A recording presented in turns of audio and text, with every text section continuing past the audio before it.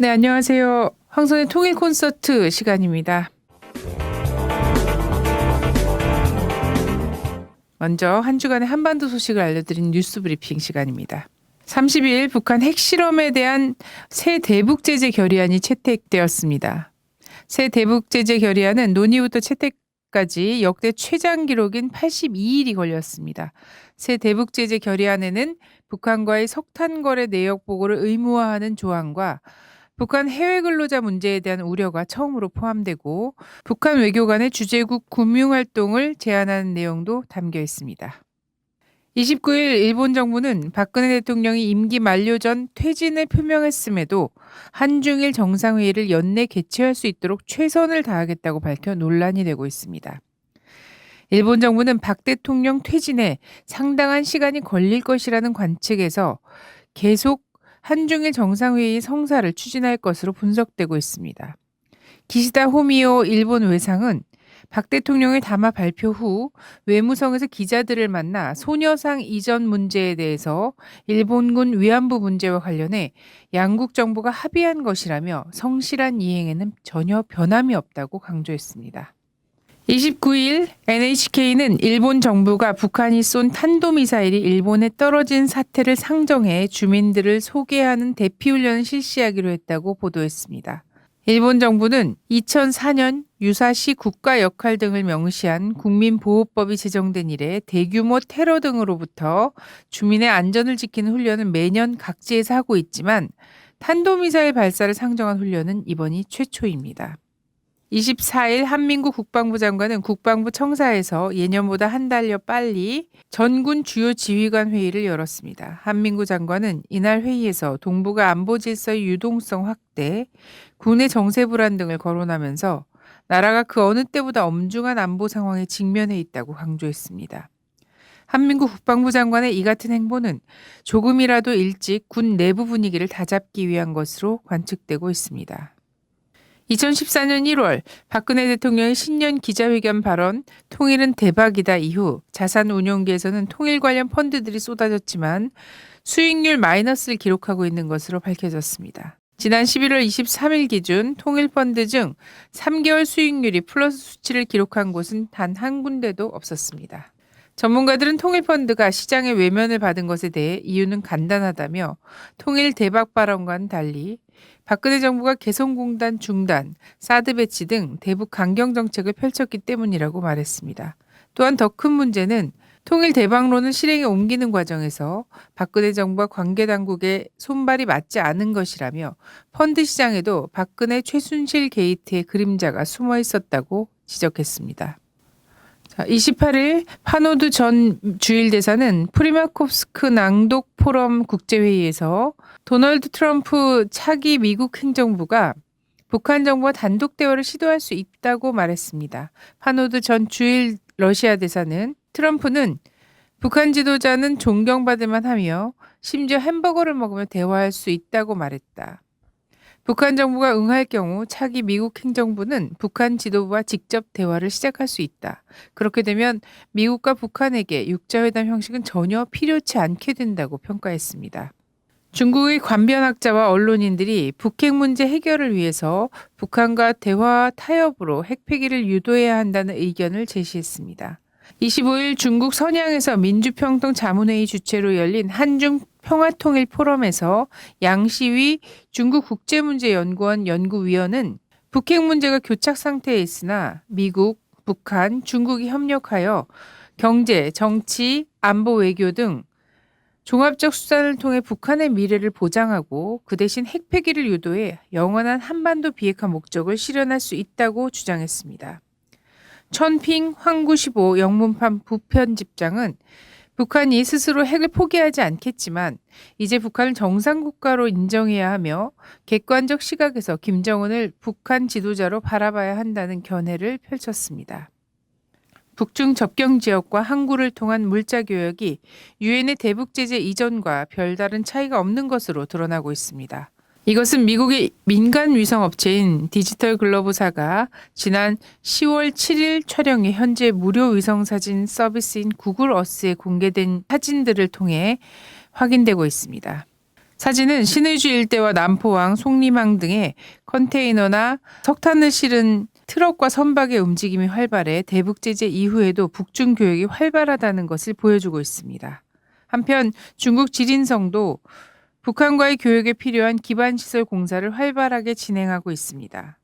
21일 중국 신남항은 지린성 지안과 북한 자강도 만포를 연결하는 교량 건설 공사가 순조롭게 진행되고 있다고 보도했으며 최근 지린성 취안허 세강과 북한 원정리를 연결하는 신두만강 대교도 개통되었습니다. 러시아 언론은 주 러 북한 대사관이 한반도 전쟁 발발 시 사드 배치 지역이 1차 공격 대상이 될 것이라는 북한 대사관의 자료를 보도했습니다. 자료는 북한 핵무기와 탄도미사일의 표적은 한국이 아니라 미국 대륙과 태평양 지역에 주둔한 미군 기지와 공격 거점이라며 한국 사드 배치 궁극적 목적은 미국이 자신의 적국인 중국, 러시아를 상대로 여러 형태의 공격, 방어 수단을 정찰해 이를 토대로 자국의 선제 공격력을 강화시키는 데 있다고 되어 있습니다. 26일 북한 민화협은 괴뢰패당의 모략 나발은 하늘 중천의 밝은 달을 향해 지저대는 개무리들의 부질없는 짓거리일 따름이다 라는 제목의 대변인 담화를 발표했습니다. 통일부가 북한이 함경북도 수해복구를 두고 체제 선전용이라고 한 데 대한 반응입니다. 담화는 통일부를 향해 얼이 빠지고 속이 뒤틀린 대결 미치광이들의 비열한 잡소리이며 동족을 헐뜯는 악습이 체질화된 역적 무리들의 유치한 모략나발이 지나지 않는다며 마지막 숨이 넘어간 순간까지 지저대며 발광하는 미친 개의 몰골 그대로라고 비난했습니다. 28일 정부가 공개한 국정교과서에 대한 비난의 여론이 거센 가운데 북한 관련 서술에 대해서도 비판이 이어지고 있습니다. 부정적인 내용 일변도인데다가 통일과 교류 협력에 대한 민간 차원의 노력은 아예 다루지도 않았다는 것입니다. 오마이뉴스는 이에 대해 읽는 이로 하여금 북한을 증오할 수밖에 없도록 서술됐다는 인상을 주는 이 국정교과서는 모든 남북대화 및 협력의 단절 원인이 북한에 있는 것으로 기술하고 있다고 지적했습니다. 또한 기존 검정교과서들이 정부 차원의 평화통일 노력뿐 아니라 민간 차원의 남북 교류 교역이 확대된 상황을 자세히 소개한 반면 국정교과서는 이에 대한 언급이 거의 없다며 정부 중심의 남북 대화만을 인정하는 지필진의 역사인식이 그대로 드러난 것이라며 꼬집었습니다. 11월 30일부터 12월 2일까지 중국 심양에서는 남북 해외의 재정당 단체 개별 인사들을 망라하는 전민족적 통일 대회합을 추진하기 위한 연석회의 실무 접촉이 2박 3일 일정으로 진행됩니다.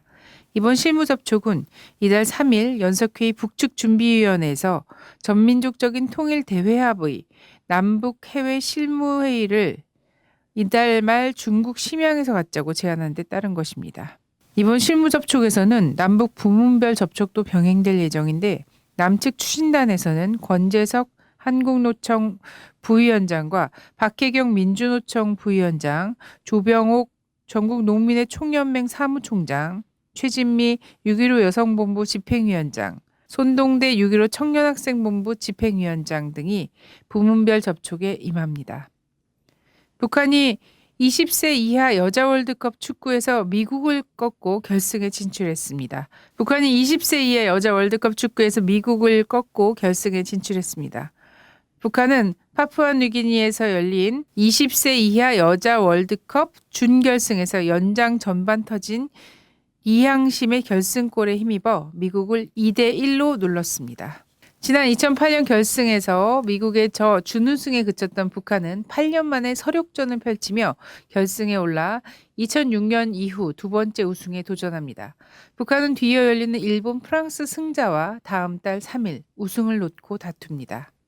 북한이 26일 타계한 피델 카스트로 전 쿠바 국가평의회 의장을 위해 이례적으로 3일간의 애도 기간을 선포했습니다. 북한 노동당 중앙위원회, 최고인민회의 상임위원회, 내각은 27일 결정을 통해 11월 28일부터 30일 3일간을 애도 기간으로 선포하고 주요 기관 청사와 지정 장소에 조기를 개항하기로 하였습니다. 2013년 개장한 미림 승마장이 평양 택시시장에 진출한 것으로 알려지고 있습니다. 미림 승마장의 택시 사업은 평양에서 최소 5번째입니다. 미림 승마장을 비롯해 다른 여가 시설들도 택시 시장에 진입하고 있는 것으로 보이는데 마식령 스키장 역시 자사 소유의 택시 업체를 운영하고 있습니다. NK뉴스는 한 북한 정기 방문자의 말을 인용해 북한이 또 다른 부분의 시장을 개척하는데 택시 사례가 좋은 본보기가 되는 것 같다며 택시 사업이 순조롭게 운영되니 더 많은 사람들이 뛰어드는 것 같다고 보도했습니다. 네, 이번 시간은 심층 분석 시간입니다. 미국의 차기 정권, 트럼프 정권의 대북 정책 라인 인선이 지금 돼가고 있다. 그래서 좀 드러나고 있는데요. 이것에 대해서 NK투데이 문경환 기자님 모셔서 얘기 나눠보도록 하겠습니다. 안녕하세요. 안녕하세요. 자, 미국 차기 트럼프 정부의 대북 정책 라인 윤곽이 드러나고 있죠. 네. 예, 강경파 일색. 이다. 이래서 우려가 좀 되는 상황인데 오늘은 트럼프 집권 후에 북미 관계를 이제 전망을 해 봤으면 합니다. 먼저 미국 차기 대북 정책 라인 얼마나 인선이 됐나요? 네, 일단 확정된 사람도 있고 아직 이제 청문회를 거쳐야 되는 사람도 있고 아예 지금 뭐 경쟁 중인 그런 데도 있습니다. 지금 얘기가 되고 있는 건 백악관 국가안보보좌관. 여기는 대통령이 임명하면 그냥 끝이기 때문에 뭐 확정이라고 볼 수 있죠. 마이클 플린 전 국방정보국 국장이 있고요. 중앙정보국 국장, 그러니까 CIA 국장이죠. 마이크 폼페오 하원 의원이 물망에 올랐고요. 국가안보회의 부보좌관으로 캐슬린 T 맥퍼런드가 물망에 올랐습니다. 국방장관으로는 제임스 매티스 전 중부군 사령관이 유력하고요. 국무장관은 좀 애매한데 애초에 롬니 전 주지사를 지목을 했는데 반발에 의해서 루돌프 줄리아니 전 뉴욕시장이 될 가능성도 점쳐지고 있는 상황입니다. 근데 지금 보면 이 사람들이 전부 강경파로 이렇게 알려져 있습니다. 이 사람들의 그 대북 발언들을 좀 보면요. 이렇습니다. 뭐 플린 국가안보보좌관이 될 사람이죠. 뭐 도발을 계속하고 있는 북한의 현 체제를 오래 존속시켜서는 안 된다. 그러니까 북한 체제를 이제 붕괴시켜야 된다 이런 얘기를 한 거죠. 김정은 정권과 거래할 생각은 전혀 없다. 북한 정권은 과격 이슬람 세력과 제휴한 집단이다.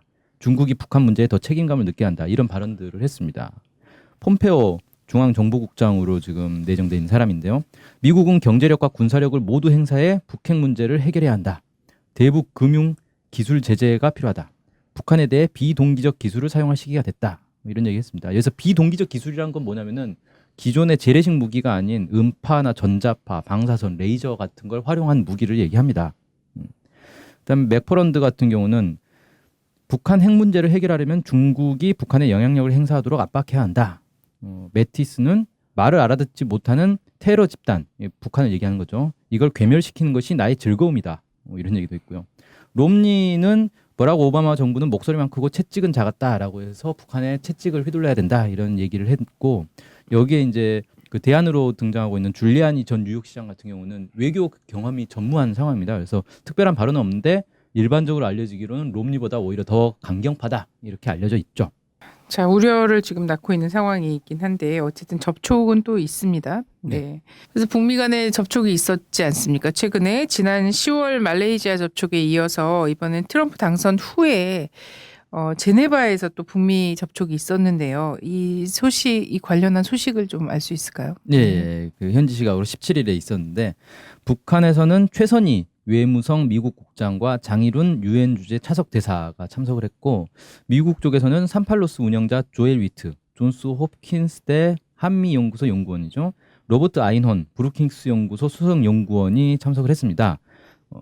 인물을 면면을 좀 보면 최선희 국장 같은 경우는 육자회담 차석 대표를 했었고 외무성 미국 부국장 출신입니다. 그래서 주로 미국과 협상, 육자회담 협상할 때 상당히 많이 알려진 인물이죠. 장일훈 유엔 주재 차석 대사 같은 경우는 뉴욕 채널로 해서 이제 미국과의 물밑 접촉을 주로 했던 사람이다 이렇게 알려져 있고요. 조엘 위트는 1995년 그러니까 클린턴 행정부 시절이죠. 미 국무부의 북한 담당관을 했던 사람입니다. 그리고 아인호는 오바마 정부의 군축 담당 특별 고문이었고 대북 제재를 주로 이제 맡아서 했던 담당자다 이렇게 알려져 있습니다. 근데 보면 알겠지만 북한은 원래 이제 외교 흐름이라는 게 무슨 파 이런 게 있는 게 아니기 때문에 일관되게 미국을 접촉한 사람들이 계속 접촉을 하고 있던 거고요. 미국 쪽 같은 경우는 과거에 미국의 정부에서 일했던 사람들이 이제 민간인 자격으로 갔는데 이 사람들은 사실 이제 민주당 계열의 사람들이다 이렇게 볼 수 있습니다. 그러니까 공화당 계열의 사람이 아니다 보니까 이 사람들이 과연 이 트럼프 행정부에 어떤 영향력을 발휘할 수 있겠느냐 이런 의문이 좀 드는 게 있고 또 하나는 이게 17일에 접촉을 했는데 그 이전에 이미 일정은 조율돼 있었던 상태거든요. 그러니까 대선 전에 일정이 조율된 겁니다. 그러니까 만약 북한 입장에서는 트럼프가 될지 클린턴 힐러리가 될지 알 수 없는 상황에서 일정을 조율했다. 그리고 민주당 쪽 사람을 만나기로 했다라는 건 힐러리가 당선될 가능성을 염두에 두고 이렇게 일정을 만든 게 아닌가. 그렇게 보면 실제 이 접촉은 미국의 어떤 대북 정책을 가늠하는 데서는 큰 의미는 없을 수 있다. 이렇게 좀 보여지고요. 서로 탐색전을 하는 정도의 의미가 있지 않겠는가. 이렇게도 볼 수 있겠습니다. 네. 그럼 뭐 접촉 결과와 관련해서 좀 공식적으로 나온 내용이 있나요? 일단 이 사람들, 미국 쪽 사람들이 정부를 대표해서 간 사람들이 아니기 때문에 정부에서는 뭐 자기들과 무관하다 이런 입장인 거고요. 이 아인혼과 위트가 개별적으로 좀 발언한 것들이 있습니다. 아인혼이 이제 인터뷰에서 이렇게 얘기를 했죠. 북한이 미국 차기 도널드 트럼프 행정부의 대북 정책을 파악하기를 원한다. 이런 얘기를 하면서 그런데 나는 그쪽 사람이 아니기 때문에 나도 거기에 만족할 만한 답을 주지 못했다. 이렇게 얘기를 했고요. 조엘 위트는 잡지에 기고한 내용이 있는데 트럼프 인사들이 중국을 압박해서 북핵 문제를 해결하려는 그런 입장들을 가지고 있는데 이게 실패할 거다. 이렇게 이제 조언을 했습니다. 그래서 직접 협상을 해야 된다. 비핵화와 평화협정을 동시 체결하는 방향으로 이 제안을 하고 있고요. 트럼프 취임 1년 내에 북한의 핵과 미사일을 동결시킬 수 있고 북한의 이 IAEA 복귀도 가능하고 북미 간의 군사대화, 한반도 비핵화 회담도 가능하다. 트럼프가 어떤 정책을 펴느냐에 따라서 이렇게 제안을 했습니다. 그러니까 이런 구체적인 얘기를 했던 걸로 봐서는 아마 조엘 위트 같은 경우는 이 북한과의 접촉을 통해서 북한의 어떤 언지를 받은 게 있지 않겠냐. 그러니까 그래서 북한의 입장은 트럼프가 이 대북 적대 정책을 처리한다면 우리가 이런 것들을 할 수 있다라는 어떤 준비가 돼 있다. 이런 걸 이제 위트와 얘기하지 않았겠느냐 이렇게 추정은 좀 해볼 수 있겠습니다. 네. 한편 스위스 주재 북한 대표부 대사죠 서세평 대사가 주한미군 철수와 평화협정 체결을 전제 조건으로 해서 북미 관계 정상화 논의를 할 수 있다 이렇게 의사를 밝혔는데요. 그래서 이건 또 어떤 의미가 있을까요? 예, 일단 좀 더 길게 놓고 보면 이 서세평 대사가 외신에 북한의 입장을 알리는데 일정 정도 흐름을 가지고 있었습니다. 지난 5월에 미국 정부가 대북 적대 정책을 포기하면 관계 정상화가 가능하다 이런 인터뷰를 한 적이 있습니다. 그러니까 이번에는 그 대북 적대 정책 포기라는 게 구체적으로 뭘 얘기하는 거냐를 언급한 거다 이렇게 볼 수가 있겠죠. 그래서 11월 17일에 로이터 통신과 인터뷰에서 밝힌 건데 북미 관계 정상화 논의의 전제 조건으로 내건 게 주한미군 철수, 평화협정 체결 이걸 권유한 겁니다. 그러니까 주한미군을 철수하고 평화협정을 체결하면 관계 정상화를 위한 협상을 할 수 있다. 이렇게 얘기를 한 거죠. 여기에 대해서 존 커비 미 국무부 대변인이 정례 브리핑에서 이렇게 언급했습니다. 주한미군의 주둔은 한미동맹의 중요한 약속이므로 어떤 변화도 없을 것이다. 그러니까 쉽게 말해서 북한의 그런 요구를 미국은 거부했다라고 볼 수 있는데 물론 이 존 커비 대변인 같은 경우는 현 오바마 행정부의 국무부 대변인인 거고 차기 트럼프 행정부로 넘어갈 사람은 아니기 때문에 별 의미는 없는 반응이다. 당연한 의례적인 반응이다. 이렇게 좀 볼 수가 있겠고요. 아마도 이제 서세평 대사 같은 경우는 차기 트럼프 행정부에 대해서 요구한 게 아니냐. 주한미군 철수하고 평화협정 체결하자. 그러면 너네와 협상할 용의가 있다. 이렇게 볼 수가 있겠는데 흥미로운 건 그동안 북한이 미국에 요구했던 거는 이 관계 정상화를 위해서 북한과 미국이 서로 이제 협상을 하고 협상 과정에서 관계 정상화 된다면 평화협정 체결이나 그 안에서 또 주한미군 철수 이런 것들이 논의될 수 있는 그런 이제 요구들을 계속 해왔었거든요. 그러니까 지금은 좀 바뀌었습니다. 그러니까 결과물로 나올 만한 주한미군 철수나 평화협정 체결 이런 것들을 전제 조건으로 내버린 거죠. 그러니까 쉽게 말해서 우리가 뭐 협상을 통해서 이거 주고 저거 받고 이런 식으로 하다가 주한미군 철수를 만들겠다라는 게 아니라 주한미군 철수해라. 우리는 해줄 거 없다. 주한미군 철수하면 그때 가서 우리가 뭘 해줄지 생각해 보겠다. 이런 입장으로 아주 공세적으로 바뀐 거죠. 그래서 북한은 자신들의 지위가 지금 이제 미국과 뭐 하나 주고 하나 받는 그런 식의 관계를 갖는 지위가 아니다. 북한이 5월 달에 당대회를 하면서도 그 얘기를 했어요. 대외 관계에서 핵 보유국의 지위에 맞게 국제 관계를 다시 재편하겠다 이런 얘기를 했었는데 그런 차원의 일환이 아닌가. 우리는 이제 핵 보유국이니까 미국과 대등하다. 따라서 우리가 우리 요구를 먼저 들이밀면 미국은 거기에 대해서 알아서 판단해라. 공은 너네에게 넘겨졌다. 이런 입장 아니냐. 그렇게 좀 볼 수 있을 것 같습니다. 그 대외 관계라는 것이 무슨 관계된 인사들의 개성이나 뭐 개인적 면모로만 또 결정되는 것이 아니지 않습니까? 그래서 앞으로도 많이 지켜봐야 할 것 같습니다. 그리고 참 이것과는 별개의 문제인데요. 뭐 NK투데이 관련해서 관계자였던 분이 압수수색 당했다는 소식이 있어서 그거 좀 마지막으로 짤막하게 상황 보고를 좀 해주시죠. 우리. 예. 네. 어제 박근혜 대통령이 3차 대국민 담화를 했습니다. 담화를 하기 전인 오전 6시경에 서울경찰청의 보안수사대가 저희 NK투데이의 김연경 기자, 그러니까 전직 기자입니다. 지금 이제 기자 활동은 그만두고 다른 일을 하고 있거든요. 전직 기자인데 압수수색을 했습니다. 압수수색의 내용에는 NK투데이의 몇몇 기사들이 이적표물 혐의가 있다라는 건데 그 기사들을 보면은 뭐 그 외부 인사의 방북기, 그다음에 외부 인사 인터뷰 내용 뭐 이런 것들입니다. 근데 일반적으로 경찰이 그 언론 보도에서 어떤 문제가 있는 보도가 있다라고 하면 정보통신망법에 따라서 삭제 요청을 하거든요. 삭제 요청을 하고 그래도 이 삭제 요청 거부당하면 가처분 신청을 하고 뭐 이런 이제 행정 절차가 있습니다. 그래도 안 되면 이제 소송 절차로 들어가는 건데 그런 게 전혀 없었거든요. 그런 거 전혀 없이 느닷없이 이제 압수수색을 한 겁니다. 그래서 이건 명백한 언론 탄압이다.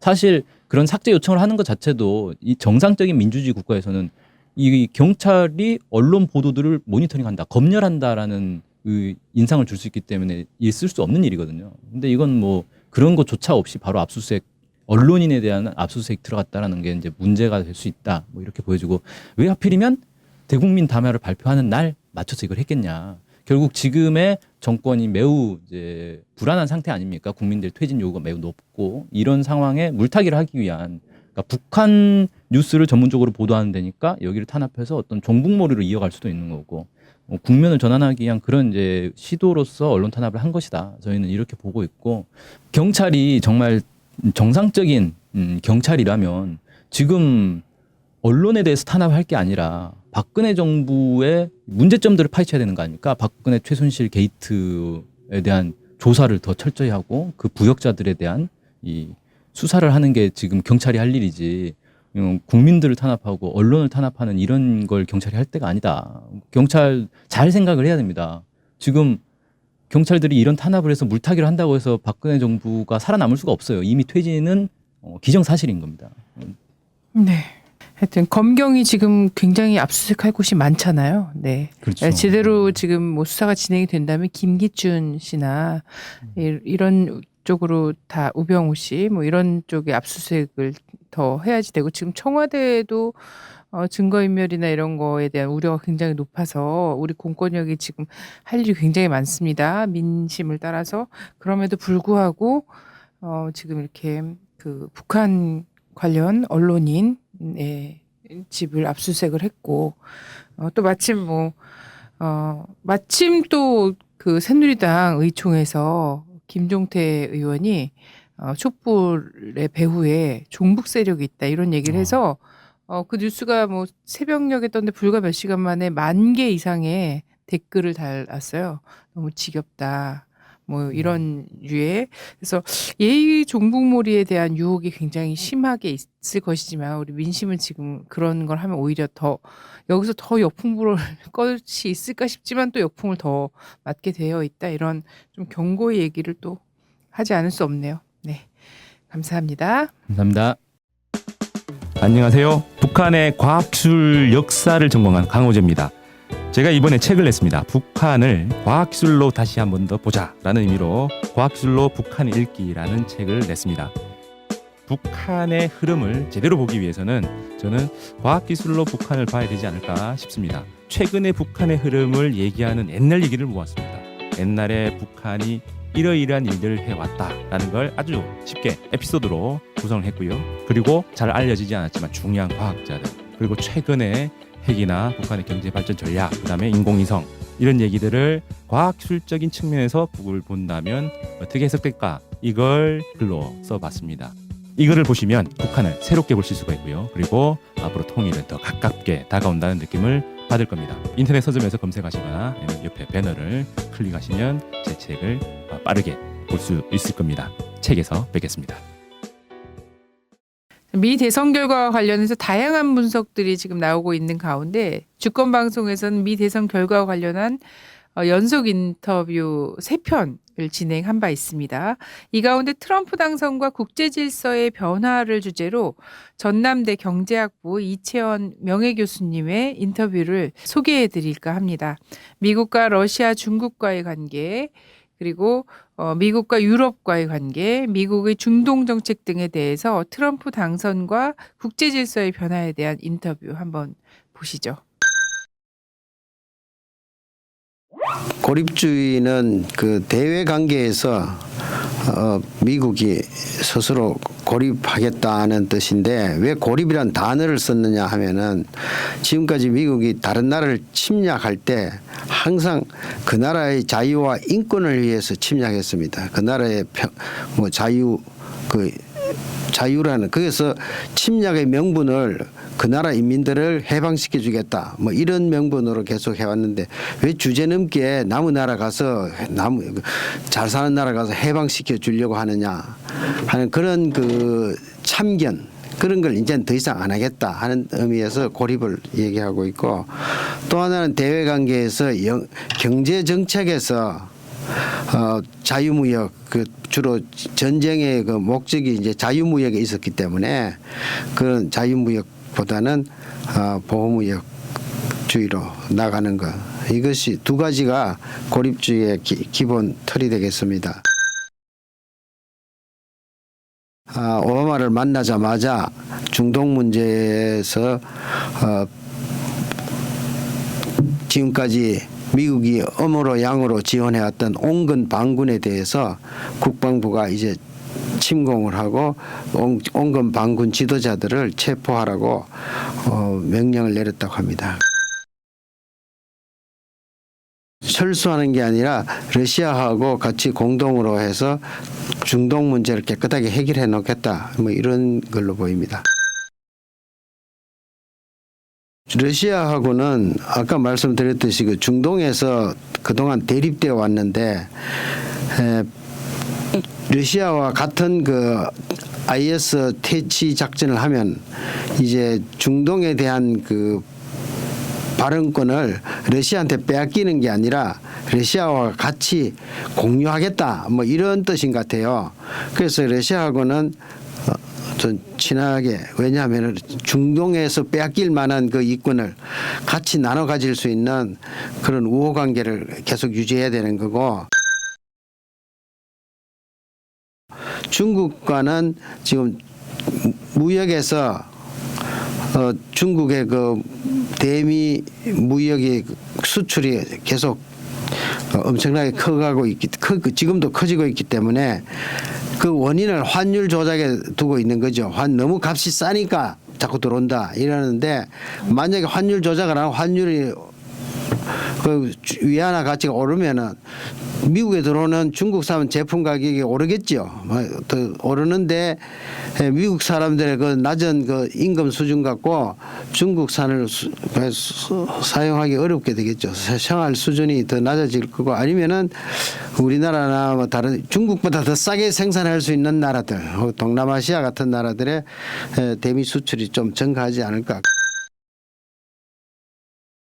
중국에 대해서 이런 환율 조작이나 경제적 압박을 위해서 군사적인 대치 상태도 자꾸 긴장을 높여 나가면서 이제 압박을 하려고 하는 게 이제 남중국해 문제인데 남중국해 문제에서 이미 저 필리핀 같은 나라가 중국하고 더 친하게 지내기 때문에 사실상은 남중국해에서의 그 미국의 포위 전략은 실패했다고 보입니다. 이제 더 이상 그 얘기는 안 나올 것 같습니다. 유럽의 반응이 두 가지로 나오는데 유럽에는 정치 세력이 두 개로 나눠 볼 수 있습니다. 하나는 유럽의 독자적 군대를 가져야 된다.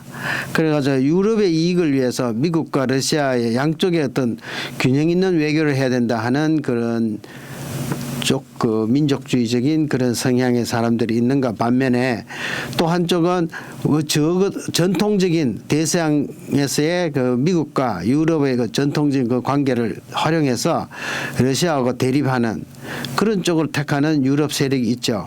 주로 덴마크와 영국이 그래왔고 독자적인 유럽 군대를 가져야 된다고 했던 게 이제 프랑스하고 독일이었는데 독일이 이번에 이것이 유럽을 전쟁시켰다 하는 이유는 나토 협약에 의하면은 미국이 어느 나라하고 전쟁을 하게 되면은 나토 회원국들은 무조건 따라가서 해줘야 되는 의무가 있어요. 그러니까 미국이 나토하고 그동안 그 핵전쟁이 운이될 정도로 크림반도 그 사태 이후에 대립되어 왔는데 그래서 유럽 신문에는 그동안 계속 전쟁 얘기가 계속 나왔어요. 그런데 이번에 이제 트럼프가 됐으니까 안 해도 됐다 이런 거죠. 전쟁 안 해도 되겠다. 그럼 사실 전쟁은 이미 그 2년 전에 끝났다고도 볼 수 있습니다. 예. 아니 직접적인 이제 메이저 워라고 했는데 메이저 워라고 하면 주된 전쟁 진짜 전쟁을 하려고 했던 거 모양이에요. 우리가 7월 8일 날 우리나라 사드 배치 문제가 보도가 됐는데 7월 8일이 서양에서는 7월 7일이거든요. 7월 7일자 미국 신문의 그 더 네이션이라는 그 신문에는 나토가 러시아하고 메이저 워 주 전쟁을 이제 시작하려고 준비하고 있다 이런 보도가 났어요. 그거 나면서 한국에는 사드 배치가 같이 나왔다고. 그 진짜 전쟁을 하려고 생각한 거죠. 내 생각에는 한다고 폼 잡으면서 유럽을 자기 휘하에 다시 휘어잡으려고 폼 잡은 거 아니냐 이런 이제 나는 그렇게 생각하는데 진짜 전쟁하려고 했어요. 그래서 유럽 각 신문에서 보면 뭐 전쟁이라고 막 뭐 비상식량도 준비한다고 하고 뭐 그 이상한 뉴스가 막 떴어요. 비상식량 준비하라고 하고 그 실제 전쟁에 대비하는 그런 모습을 보였어요. 막 사람들이 슈퍼마켓 가서 막 이 식수하고 무슨 이 음식을 막 사재는 게 나왔는데 그거는 이제 브렉시트 후에 자꾸 유럽이 독자적인 방향으로 나가려고 하니까 못 가게 휘어잡으려고 전쟁 준비를 했던 거 아니냐 그렇게 생각합니다. 내년에는 유럽 주요 국가들 한 7개국이 다 선거가 있어가지고 정권이 바뀌거나 세대 교체가 이루어질 가능성이 많습니다.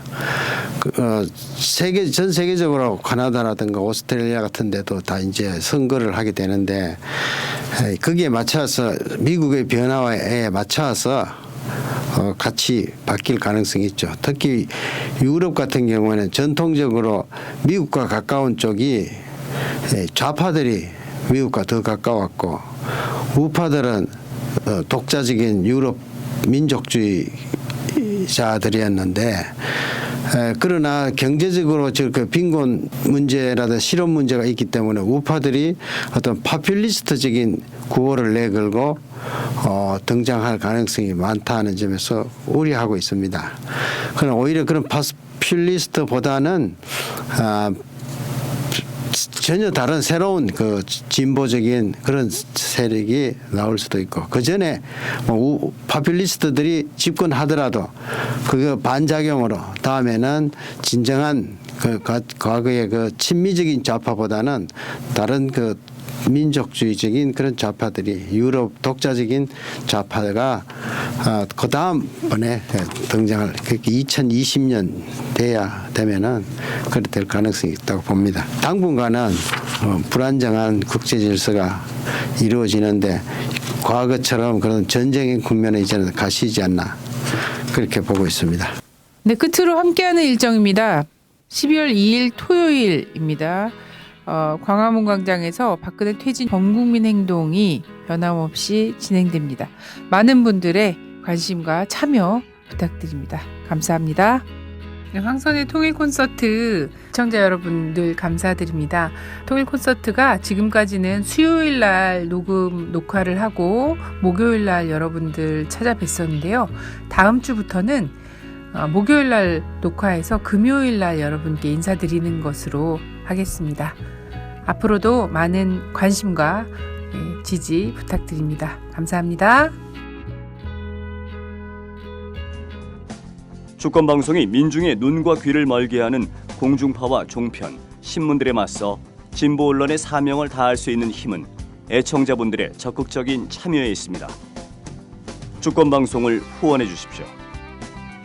홈페이지 www.615tv.net에서 민들레 홀씨 정기 후원인이 되어주시거나 우리은행 1005-501-779-765 주식회사 주권방송으로 직접 후원을 해주셔도 좋습니다. 저희 주권방송은 평화 번영과 민주 회복을 위한 진보 언론의 사명을 성실히 수행할 것입니다. 주권방송과 함께해 주시기 바랍니다.